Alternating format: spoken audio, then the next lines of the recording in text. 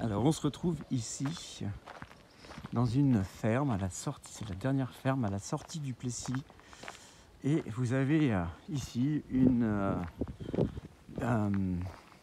présence d'un bâtiment ancien qui a toute une histoire importante pour le village, parce que pour ainsi dire presque toutes les maisons anciennes du village ont des éléments qui ont été fabriqués ici, et c'est Sylvain qui va présenter un petit peu cette architecture et ce bâtiment.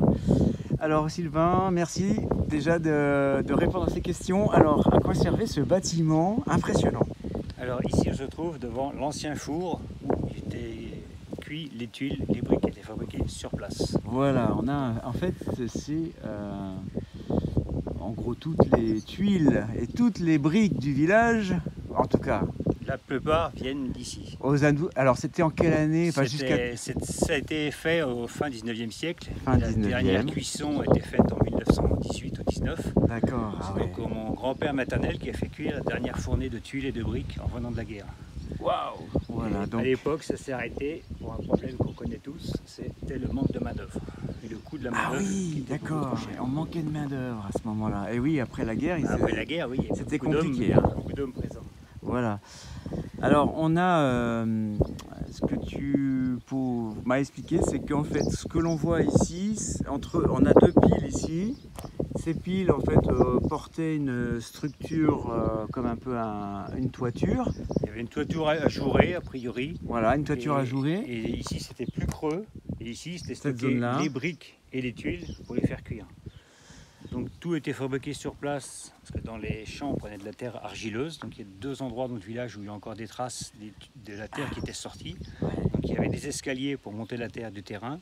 C'était stocké en petits tas, parce que c'était métré, les gens étaient payés à la tâche. Ah ouais, déjà. Ensuite, la terre était rapportée sur place. Et là-bas, sur l'herbe, elle était écrasée avec une roue pour enlever toutes les petites pierres, tous les petits gravillons pour que ça soit très fin. Ouais. Parce qu'en fait, on dit les tuiles, mais ce n'est pas de l'argile, c'est de la terre argileuse. Ah oui, c'est ça, c'est important. Et suivant la quantité de terre, les tuiles étaient soit jaunes, soit marron, soit rouges. D'accord, peut-être qu'on verra ça tout à l'heure. J'ai cru en voir une. Peut-être. Ok.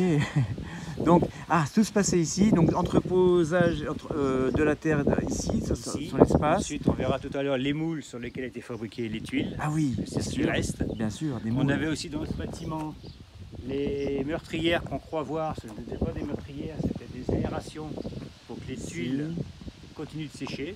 Ah, donc là c'est le lieu de séchage? De séchage, c'était séchage. Donc tout ça c'était bouché au XXe siècle pour les nouvelles utilisations des bâtiments. Oui, et puis ici c'est bien ventilé. Ça c'est clair qu'on est sur le plateau de la Beauce là. Et effectivement, comme aujourd'hui, on voit qu'il y a un bon vent bien sec. D'accord. C'était entreposé à l'intérieur. Et ensuite, il faisait de temps en temps des fours. Parce que le four ne marchait pas 24 heures sur 24, forcément. C'était de l'artisanat. Donc ça tournait, je ne sais pas, les délais qu'il fallait pour chauffer, mettre le four à température et chauffer les briques et les tuiles. Parce que je sais que les briques étaient plus longues à cuire, donc elles étaient posées au sol. Et les tuiles étaient au-dessus. Et quand on voit les briques qui ont des coups en travers, c'est parce que les briques étaient empilées en quinconce. Et quand il y avait des flammes, ils mettaient un coup de flamme, ce qui fait les traînées bleues sur certaines briques. Ah, c'est bon, d'accord. Bleu ou noir. Donc tout part d'ici. Donc la matière brute était une fois moulée ou dans le moule et entreposée ici, dans cet espace-là. Et en dessous, du coup, il y avait le feu. Il y avait le feu. Et ben c'est ce qu'on va voir. Alors on fait le tour du bâtiment. Alors tu me disais qu'on pouvait plus trop descendre, mais on va le faire. Moi j'ai eu la chance. Moi j'ai eu la chance de le faire il y a quelques mois. C'était, je crois, avant le Covid. Un autre temps. Et voilà. Donc là on a cette bâtisse qui a été conçue vraiment pour accueillir le feu. C'est une grande arche. Pour les connaisseurs, ça s'appelle un escalier de belle-mère. Ah, c'est pas mal, je connaissais pas le nom. Je connais pas le terme. Mais j'imagine la raison en fait. Sur la marche, trop tard.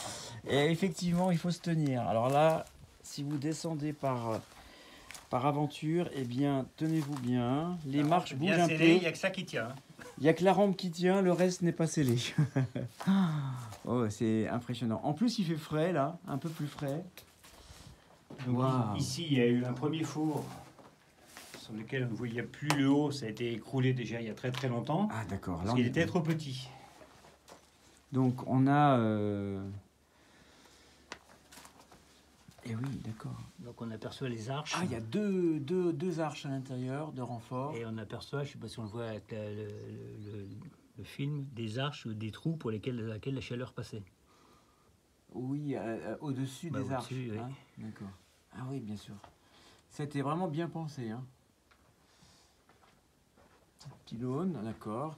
Donc j'imagine que le bois vient des environs. Il y avait beaucoup de bois. Des environs et il chauffait au charbon au coq aussi, apparemment.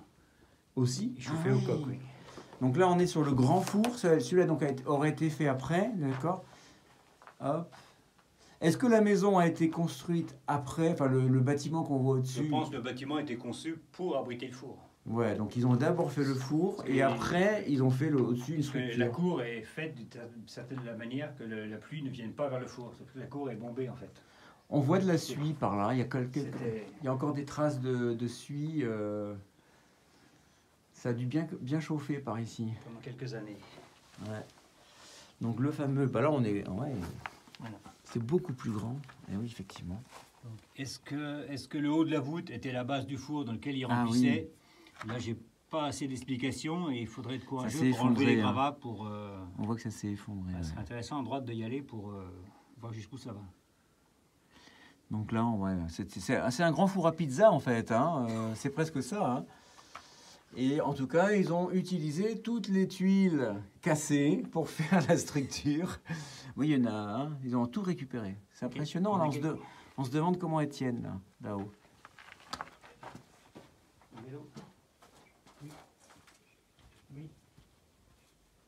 Voilà, donc en tout cas, ça me permet d'avoir un aperçu de cette œuvre, ce bâtiment technique. Et ici, certainement un lieu de stockage. Voilà, on a ici un stockage de pièces, des chaînes d'époque qui devaient servir à la manipulation. Et voilà. Okay, oh, qu'est-ce qui fait frais là? Magnifique, cette fraîcheur ici. D'ailleurs, c'est pour ça qu'on voit encore des tonneaux de vin. Des vestiges de la vigne du Plessis-Saint-Benoît. Probablement. Probablement. Ok, ben en tout cas, merci beaucoup. On en sait beaucoup plus sur déjà le bâtiment. Et puis peut-être on peut voir quand même des exemples de produits. Parce qu'il va y avoir une question liée à quelque chose d'inscrit sur une tuile. Donc tenez-vous bien. Encore une fois, si vous montez par là. Et dans cette zone-là, ça sera une des énigmes. Effectivement, il y a quelque chose d'écrit sur une tuile et vous devrez deviner ce que c'est. Voilà, lisez bien la question. Et en tout cas, on voit ici des exemples de produits. Alors, tu expliquais ici la couleur. Il y a des couleurs différentes qui est liée donc au lot de terre qui a été récupéré. Comme ça. Et oui, on voit du rouge, du plus clair. Il y a des veines bien rouges. C'est marrant. Et donc les briques. On voit ici d'ailleurs les moules des briques pour le coup. Des tuiles. Des tuiles, pardon. Là c'est les moules des tuiles. Ok. Non, c'est parfait de toute façon. Hein. Et puis une brique. Très bien. Merci beaucoup Sylvain. On voit même des pièces aussi arrondies qui sont sorties. Ça devait être des jolies, des moules. C'était des fêtières pour couvrir le toit. Bien sûr. Le toit comme la tuile fêtière, bien entendu. Voilà. Et après, la vérification, est-ce qu'elle a été faite des tuiles. Bon, on ment un peu, elles viennent pas toutes d'ici. Hein, mais, voilà. Voilà, ici, là-bas, on voit sur le bâtiment des restes de tuiles qui sortent de ce four-là. Merci beaucoup Sylvain et pour son expertise dans le domaine des tuiles. Voilà. Et pour plus d'explications, vous pouvez me joindre au courrier avec Patrick. Merci beaucoup. Lisez bien les questions. Merci.